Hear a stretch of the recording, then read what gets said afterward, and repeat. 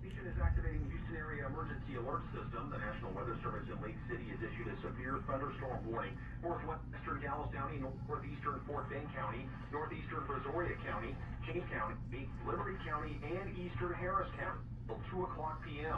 1:14 p.m. severe thunderstorm located along a line extending from north of Dayton Lakes to near Attic Spark, moving healthy to 50 miles per hour. Awful.